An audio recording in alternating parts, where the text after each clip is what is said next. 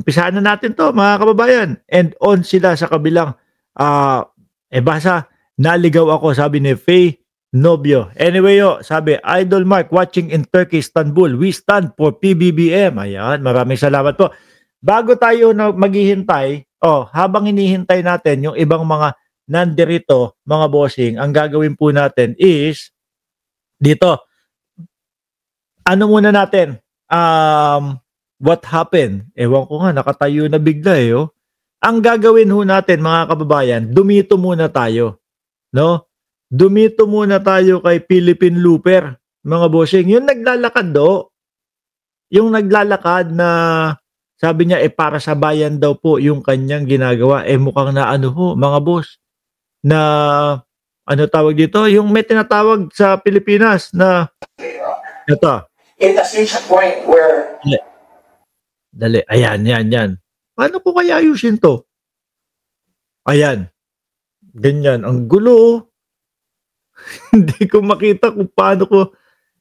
Eto naman, nakatayo naman ako. No, umpisa na natin to. Saglit lang. Inaayos ko lang ng ayoko merong ditong patayo-tayo. Gusto ko yung itsura natin. Ano problema? Ayos naman ang reception na. Okay yung reception, no? Kaya lang, nakaisang buong tayo doon. Hindi ako sanay Anyway, dito si Philippine Looper mga boss, Chief Amo, sir, mukhang merong tatanggalin. Merong hindi na siya papapasukin or whatever. Ano tawag doon, mga kababayan, yung laging nangyayari dito kay Vice Ganda, no? Yung mga hindi tinatanggap. Eto, pakinggan na natin. Nakalimutan ko yung ibig sabihin Game. his actions has already affected the image of not only the Ito. Game. Peps. Ayun. Anak ng tinapa. Kanina ko pa iniisip kung ano yung sasabihin ko. Persona non grata. Correct ho, mga kababayan. Jordan G, pakiayos mo Hindi ko alam kung game. Persona non grata. Oo nga, dalawa. Vertical and horizontal. Game. pila ka tao, pila ka kinabuhi ang nakalas sa bagyo, imo lagi imo bakit lang. That is history, Your Honor. It has reached a point where his actions has already affected. Kung matatandaan nyo mga boss si Pamo, sir, meron pong naging issue itong si Philippine Looper. Dahil nga daw, kung matatandaan nyo, bagyo nga lang daw alam na parating siya doon sa isang lugar, mga bossing. No? Naglabas ng hinanakit si Philippine Looper na ang sinasabi niya is, alam niyo naman na darating ako Dalawa yung live. Ang gulo, no?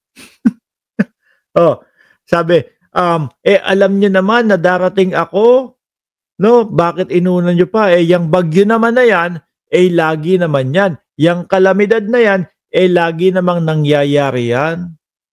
Ganun daw ho, mga bossing. No? Sabi ni Ma'am Neng, Gigi, okay na ba? Andali, tingnan ko pasok ako ng live. Nako, hindi ko na makita yung sarili ko Sensya na Ewan ko kung bakit ganito nangyayari dito sa Birahan PH. Ayun, kita ko na. Okay na. Ewan ko kung ano nangyayari dyan, no? Nawala yung mga nandoon sa Nawala yung mga nandoon sa nakapatayo. Napunta, tapos ito, nabawas. Game. Sabi ni Ma'am Virgie Badiola, I'm confused. Ako din. No, game na nga. Umpisaan na natin to, mga kababayan. Umpisaan na natin. Etong si Philippine Looper, mga boss Chipamo, sir, ito yung, ang gusto niya nga is, maglibot sa buong Pilipinas by way of walking. So ngayon meron yatang LGU na sinabihan siya na bakit ganun? Hindi nyo man lang pinaghandaan o hindi man lang kayo excited or whatever na alam nyo na darating ako dyan sa lugar ninyo. No? Tapos inuna pa daw ho nung LGU yung yung paghahanda daw po do'n sa bagyo. Ang sabi pa nung Philippine Looper mga bossing is, alam niyo naman na darating ako.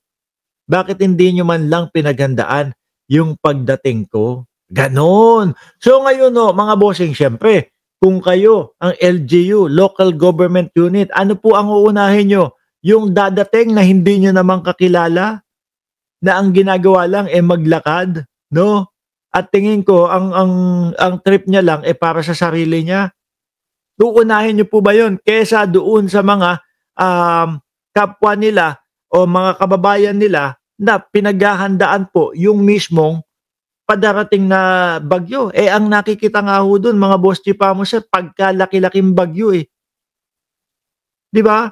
Pagkalaki-laking bagyo mga kababayan na talagang buong mundo pinag-usapan po na sabi, mas malaki pa sa Pilipinas yung bagyong papasok o darating doon mismo sa Pilipinas. Nagtampo po para pa lang si si Philippine Looper, para ho pa lang si Magalong ito mga kababayan na kailangan mapagbibigyan lagi.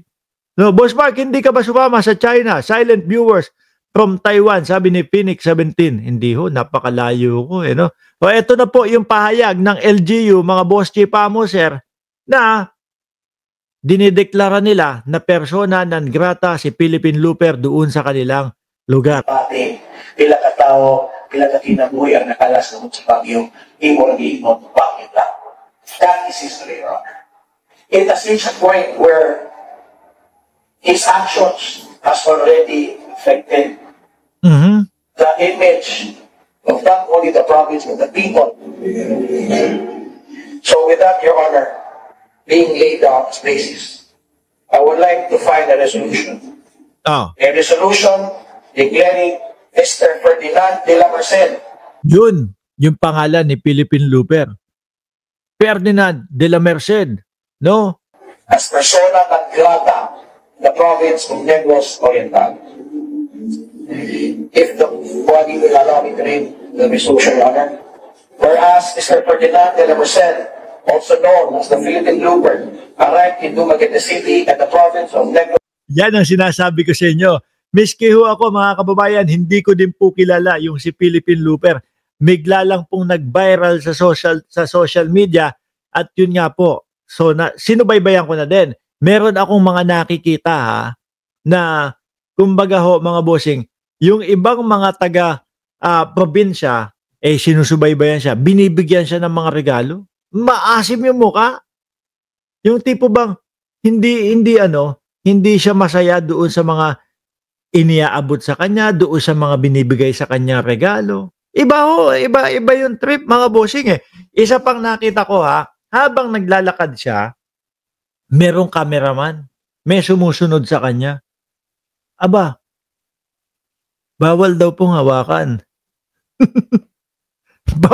Bawal daw hong hawakan si Philippine Looper. Sabi ko, ano to? Pugi. Di ba? Tapos nung nakita ko na ho doon sa aking social media, mga kababayan, mga Boss Chipamo sir, ayun, madami na nga po yung naiinis sa kanya. At eto na nga po yung naging dulot din sa kanya. Ang mapersona non grata doon sa isang lugar na kanyang pinuntahan na ang sinabi niya minsan lang ako dadating. Ano ba naman yung kumbaga ano ba naman yung paghandaan niyo? Hindi po mismo ito yung kanyang sinabi pero ganito din po yung pagkakaintindi ko, no? Ganito din po yung sabi niya. Ano ba naman yung paghandaan niyo ko? Yung bagyo na yan, minsan lang yan, no?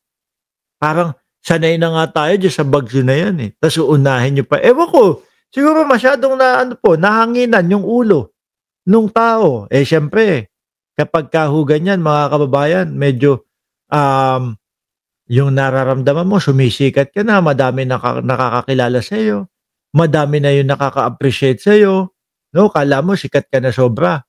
Pero totoo ho, mga kababayan, ako, hindi ko din ho kilala. No, si Sarah Roque, KSP Paepal Pamor, who you? O, hindi din kilala. Marami po ang hindi nakakakilala doon po kay Philippine Looper. Nagdeliryo na sa nakakalakad. Oo.